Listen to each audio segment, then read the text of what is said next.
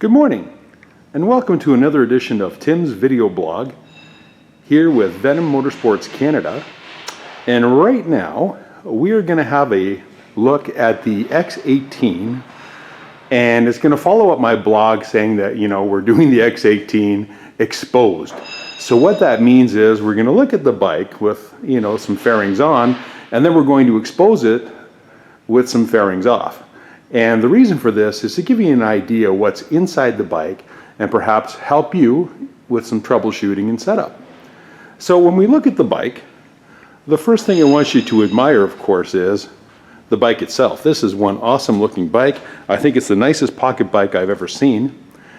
And when we do a little walk around, things I'm going to try and point out to you are going to be points of interest or little tips, you know, that you might not be aware of. For example, when you look at the tires have a rating of a max pressure of 2.5 atmospheres. That's what the ATM signifies. So the next question is, well, what the heck does that mean? An atmosphere is 14.7 or 101.3 kilopascals. So in other words, if you had 2.5 times atmospheric pressure, that would be about 36 pounds per square inch gauge. So as you're filling up your tire, try and keep that in mind. Max pressure, 36 pounds per square inch gauge. Having a look at the braking system again, excellent hydraulic braking system, super strong discs, well-made calipers, and again, both the front and the rear brakes are 100% hydraulic. So looking at the bike from this perspective, imagine yourself sitting on it.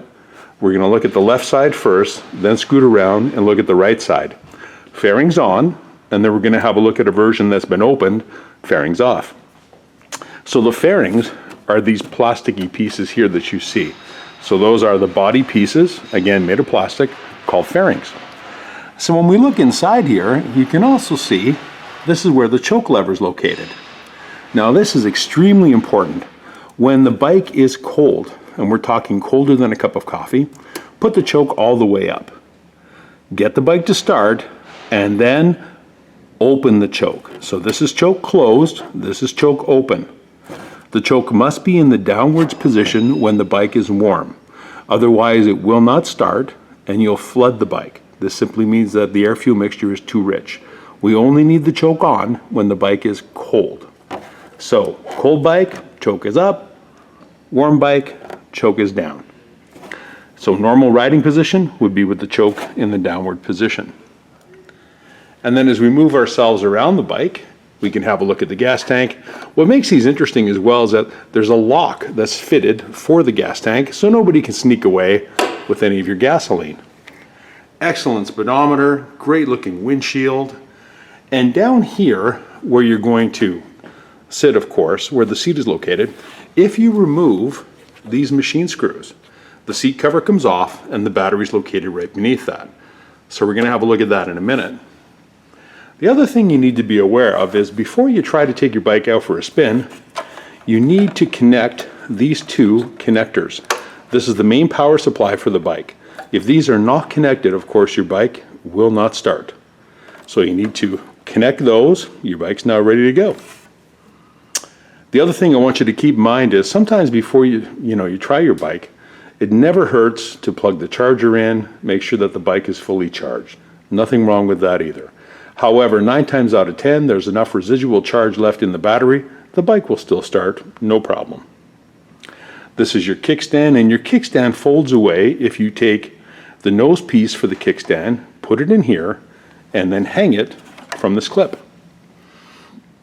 One other thing I'd like to point out before we go to the right side of the bike is your exhaust and the muffler. So when we have a look at the muffler, this is all part of your exhaust system, and you really want to peel off this blue colored plastic wrap which encases the muffler for protection, because if you don't, the muffler is going to get hot and this will smoke. Coming around, continuing our tour, of course we have our chain. The bike will come to you completely tensioned and pretty much assembled, so there's very little that you'll have to do, but just things to point out. So again, rear brake caliper, rear brake disc, excellent heavy duty, well-made materials here. So you're going to have years and years of riding pleasure. And of course, being able to stop, which I always tell people is twice as important as being able to move forward. Over here, we're looking at the right side of the bike now, so we've come around. And things that I'd like to point out to you that are interesting is on this side you can see the fuel filter. And when we talk about the fuel system, basically we have a fuel line running from the metal gas tank down to the fuel filter, from the fuel filter into the inlet side on the carburetor. So under normal conditions, the fuel filter will indeed be full of fuel and be cleaning the fuel before it enters into the carburation system. Now what's important for you to note here is if there's any kink in this fuel line, you'll get no fuel to the carburetor and the bike will never start. So sometimes you might have to have a look. There might be a kink in the line that will require just a little bit of movement and then you're perfectly fine.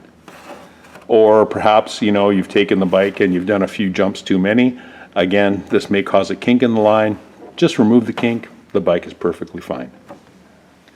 Now on this side, this right side, you can also see that we have an area here to refill the oil. And what makes this bike interesting is that it doesn't have a dipstick. Now I don't want you to be thrown off by that. This is very normal for pocket bikes. The oil level will be at a normal point when it sits at about the bottom of the screws or the machine threads that you see here. So when the oil is up to that level, it's 100% full, and it'll take in the neighborhood of about 0.85 liters, just slightly over 3/4 of a quart. And the oil that's recommended by the manufacturer is 10W30 or 10W40 motorcycle oil. Now, of course, my own personal favorite motorcycle oil comes from AMSOIL, and this is their synthetic motor oil, which is rated at 10W40, and I strongly recommend that you use this whenever possible. Now, if you can't get your hands on some AMSOIL, any good 10W40 synthetic motorcycle oil made for a 4-stroke engine is just fine. The keywords here, 10W40, must be a metric motor oil, which simply means that it's made for bikes. And as long as you're in the 10W40, 10W30 range, your bike will be just fine. Now, having had a look at the bike with the fairings on, we're going to take a look at the bike with the fairings off. Now over here, we've opened up one of our x15s, and there's a few interesting things that I'm going to point out to you that you may be curious about and would like to know more about with respect to how your bike functions. So the left side fairing has been completely removed, and in this case we've also opened up the casing for the rotor and the stationary field where the magnetic charge is produced that keeps the bike running. Right here we have the starter. The starter mechanism, of course, engages with the starter switch, rotates this gear, the gear acts on this chain, the chain then turns, the drive gear, which is connected to the crankshaft rotates, produces spark, gas enters into the cylinder, and we have a kaboom reaction. Once we have that reaction and the motor is running, this continues to rotate. Now, this guy is referred to as a rotating armature. It continues to rotate. As it's rotating, it's producing a magnetic field effect inside the stationary windings that you see here.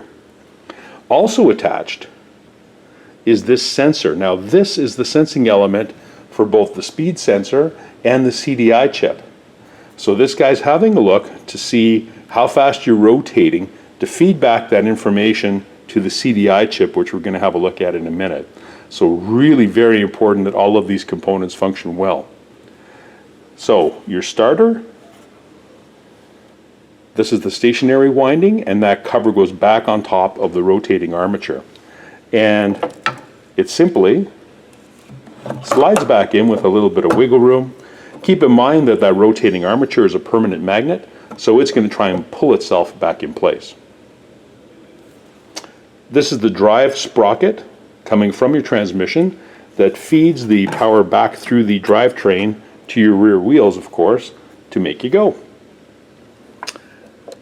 This guy here is referred to as your Cdi chip, which is basically the brains of the bike, if you will, in terms of ignition and RPM. Sometimes people will ask, well, how many pins are on the CDI? And you can see that there's 5 electrical connectors inside the CDI. In other words, it's a 5-pin CDI. And if you like, you can upgrade it. And we'll make that connection again in a moment. Moving again a little bit more forward to the bike, you can see we have the choke mechanism. This again is that choke in the fully downward position. This means that it's fully open, allowing complete airflow to get into the engine for maximum performance. When the engine is cold, we want to have that lever up. And again, the cold position, think if the bike is colder than a cup of coffee, we want to have the choke up. If the bike is warmer than a cup of coffee, let's put the choke down, and we won't have any problems. This again is the fuel filter. Now on this bike, we've pulled it over to the right side so we could have a bit of a better look at it. And you can see that it feeds up and right into a friction fit located on the fuel tank. The fuel goes down into the fuel filter, then from the fuel filter, scoots around back into the right side of the carburetor where the gas inlet is. Again, got to look out for kinks because sometimes kinks will happen. And if your bike appears that it just won't start, but it seems to have spark, well, in all likelihood you can't get any fuel and you've got a kink in that line. Now, what's a good test procedure for that? I'm often asked this question. Pull the spark plug cover off. Spark plug cover is right here. Pull the spark plug cover off, remove the spark plug. Take an eyedropper and squeeze a little bit of gasoline directly into the cylinder. Go ahead, reinstall the spark plug, and roll the bike over. If the bike starts, so you have a kaboom, but it won't continue to run, then you have a problem getting fuel into the carburetor. So in all likelihood, it's a kinked line. It could also be a plugged fuel filter, but of course you wouldn't necessarily see that on a new bike. That would be extremely rare. So what we're looking at typically is just a kinked line. Get rid of the kink, the bike will run fine. This funny looking gadget that you see here is your ignition transformer, which is going to go ahead and step up the voltage that is generated here to about 24,000 volts DC, which is then shipped off to the spark plug. Your horn assembly is right here, also very, very handy to have. And your signal light assemblies are up on the top. When you get the bike, before you take it out for a run, please ensure that you remove this protective plastic wrap on the muffler. Otherwise, the exhaust coming through here will get nice and warm, heat up, and melt the plastic. And sometimes almost to the point of ignition. I haven't seen that yet, but you know, some people will say it appears to be smoking. Yes, you need to peel that off before you take it for a drive. Other things I'd like to point out, sometimes people say, well, how do I drain the oil? Again, remove the fairing, and this is the oil drain right here. So you just back this off, take it out, the oil will drain out for you. And I recommend that you break the bike in for about 5 hours, which means drive it for about 5 hours, not at continuous speed. So you're going faster and slower. This will allow the metal parts to work into each other. After that time frame, remove this plug. The bike will be well broken in. You can drain the oil, top it off. Now, in a perfect world, what I'd like to see you do is to break it in for another 5 hours. Or let's say after another 5 hours of driving, change the oil again. This just helps to ensure that the bike is well broken in, well lubricated under all conditions. So first 5 hours, drive it, drain the oil. Drive it again for another 5 hours, drain the oil. Then refresh the oil, of course, and always use synthetic whenever possible. 10W40 motorcycle oil, and now your bike is off to a good start, because I'd like to see you have this bike as long as possible. Other points of interest with this bike. Well, when we have a look over here, you can see where the battery is located. Sometimes the battery terminals will loosen up, and this will happen, you know, as a function of riding and bike vibration. So all you want to do is to make sure that these terminals are nice and tight. So when you pull the covers off, you'll see a Allen head. Just give that a nice snug, and you'll be perfectly fine. The only other point of interest here is just hidden away down here is your main fuse. Sometimes, if you are playing with the wiring on the bike, you're going to pop that fuse. It's a nice, simple, easy cartridge fuse. You can pick one up at any True Value hardware store, or even AutoZone will also carry that product for you. Moving to the front of the bike, again taking a shot inwards, I just want to spend a quick moment pointing out this funny looking tube. People often ask me about this. What's this clear looking plastic tube, Tim, coming off the carburetor? This is an overflow tube, and its purpose in life is to give gasoline, which would come flying out the bottom of the carburetor if the float got stuck in the open position. It's to give this a place to flow that is safe beneath the engine. So please don't remove this clear plastic tube, and make sure that it's properly positioned so it can drain down beneath the bike. So if you ever had a problem and you had gasoline rushing out of the carburetor, this would indicate, again, that the float is in the open position. You want to make sure that you have a safe place for that to discharge. And this is that safe path. All right, I hope you've enjoyed this particular video. I think that this pocket bike is probably the nicest pocket bike I've ever seen, and I hope you have a lot of enjoyment with it. Keep in mind, break it in gently. Don't ride it too hard. Change the oil, and you'll have years of enjoyment from this particular pocket bike. Take care. Have a great day. Please subscribe to us on YouTube if you'd be so kind. Enjoy the ride.